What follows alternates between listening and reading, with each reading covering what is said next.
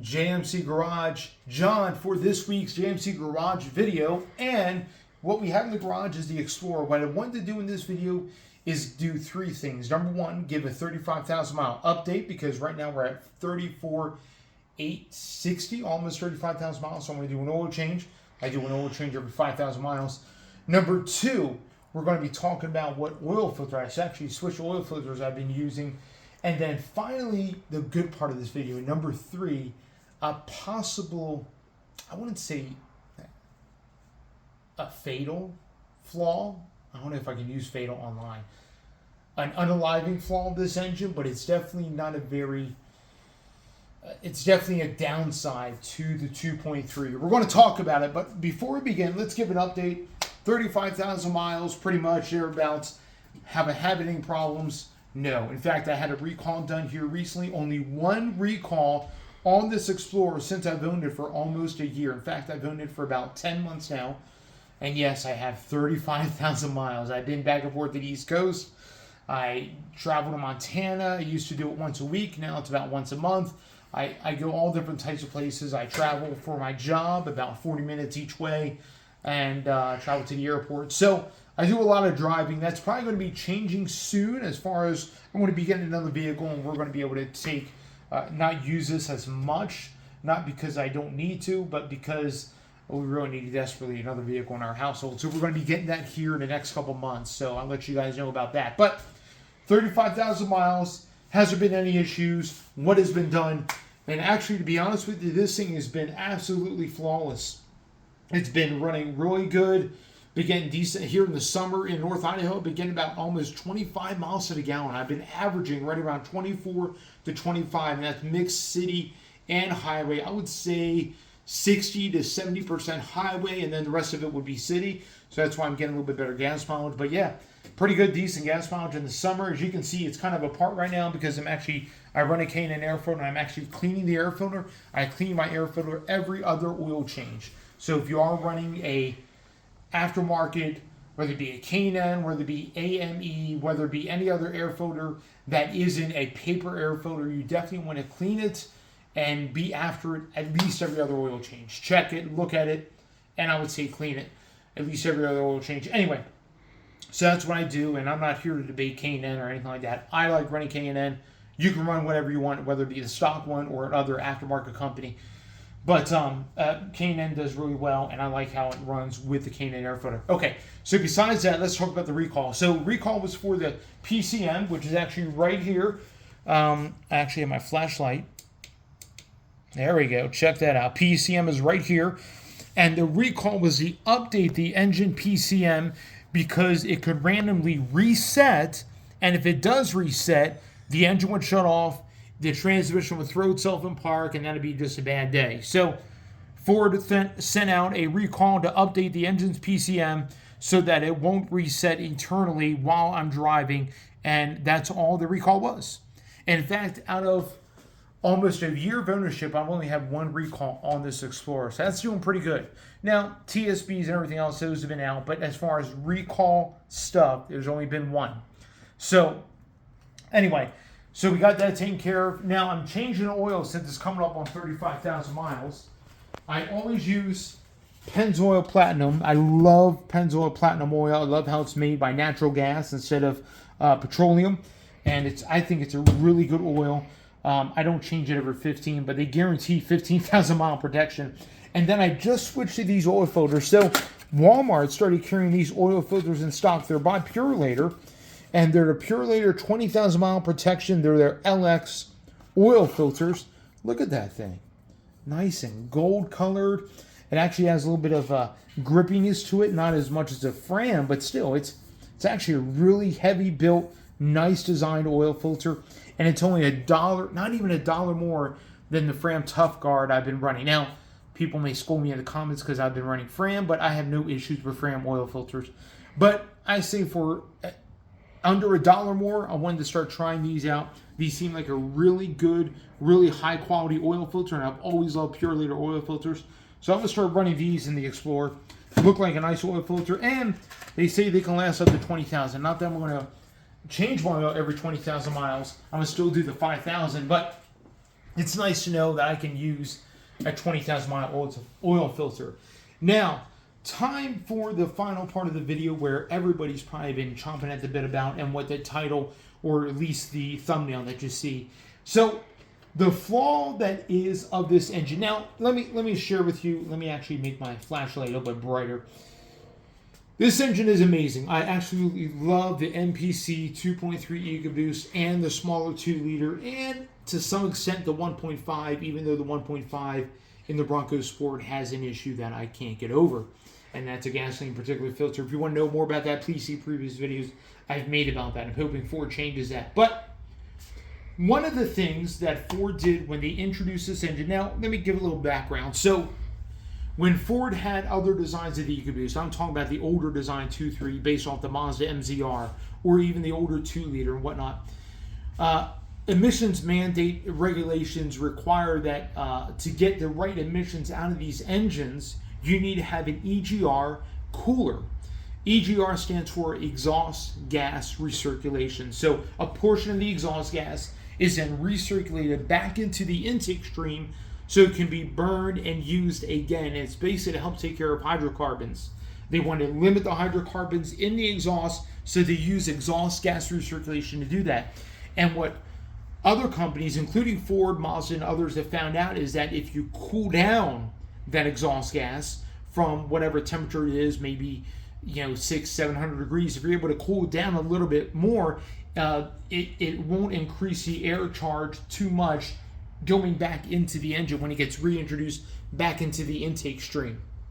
So that's why many engines today use an exhaust gas recirculation cooler, an EGR cooler. Diesels use an exhaust gas recirculation cooler, and many diesels have issues with their EGR coolers because diesels recirculating their own and eating their own exhaust gas is just not a good thing. It's just so much nastiness. Praise the Lord, gasoline engines run a lot cleaner, and this engine runs a lot cleaner as well. So you don't have many of those issues with soot and buildup and everything else like you do on the diesel engines. Outside of that, older designs of this engine and its platform mates, whether it be the 2.3 2-liter, they would have an external EGR cooler, and it looked like an afterthought. It looked like Ford just popped it on there. In fact, they've done it with the 2.7. They're doing it with the 3.5. It's just stuck on. Like, oh, we need an EGR cooler. Let's just stick it on here. And that's what Ford did. But when Ford designed this 2.3, designed strictly to be a boosted engine, designed strictly to be an EcoBoost, designed strictly to have an EGR cooler in its design, well, Ford incorporated that design into this engine. There's only one downside, of its location. Now, you can't see it in the video, but in order to see where this EGR is, you actually can't see it unless you actually have a part removed, because it's on the back side of this engine. So all the way in the back, right above the transmission, is where the EGR cooler is located. And it actually has built-in passages. Ford actually designed passages of exhaust gas and coolant to be introduced. In fact, you'll want to see right here, that guy there is the EGR valve. This controls how much exhaust gas goes into the cooler, goes through the cooler, and then goes back around into the intake stream on the other side. So we see where the EGR valve is. That's actually pretty easy to get to. The EGR cooler is on the back side of this engine. Now, the issue that I have, and the issue that we don't see too many failures of the EGR cooler that have been in this engine at all, and I haven't seen too many failures. I work for Bud Davis, one of the biggest rental car companies in the country, and we have Mustangs with this engine now. We have Explorers with this engine now. We even have Broncos, full-size Broncos in our fleet that have this engine now, and we haven't seen too many failures, but I have seen a few online of EGR failures. So let me kind of describe what an EGR cooler failure will look like when it happens. And then what it takes to actually get to it on this particular engine.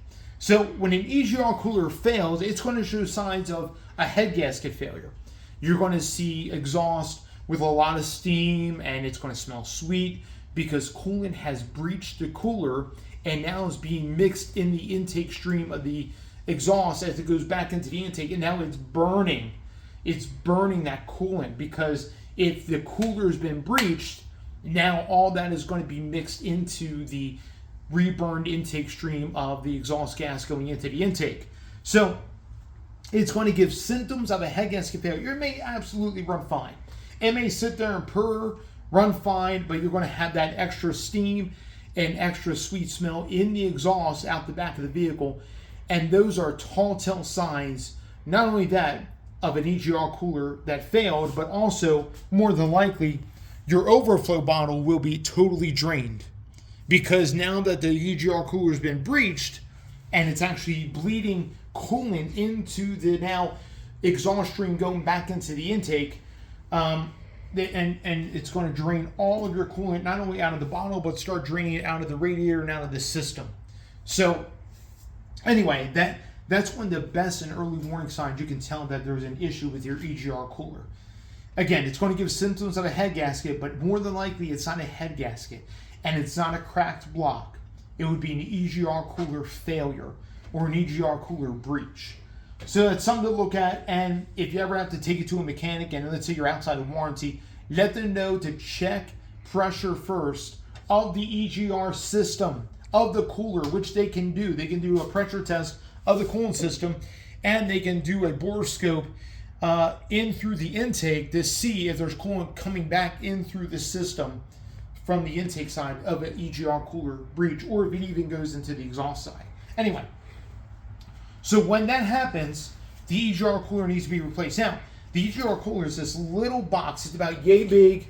There's about 6 bolts that hold on to the back of the head, and that's it. That's all it is. The only problem is on this particular engine that is mounted longitudinally instead of transversely, it's a little bit difficult to get to.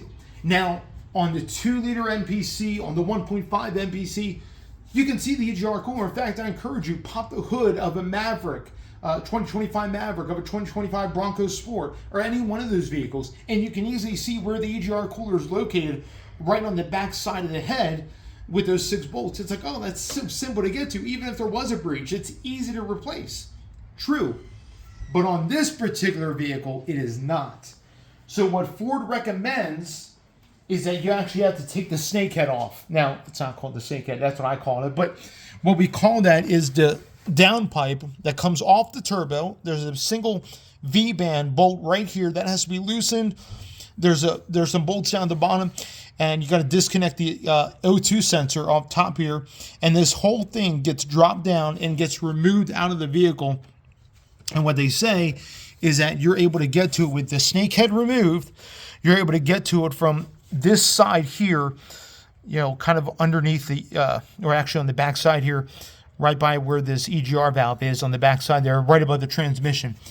So Ford says in order to get to that EGR cooler on these, on the Mustang and others, you've got to remove that downpipe in order to get to it. Now, if you're not able to get to it that way, in rare cases, you may have to drop the transmission and get the transmission out of the way, because the EGR cooler sits right above the transmission bell housing.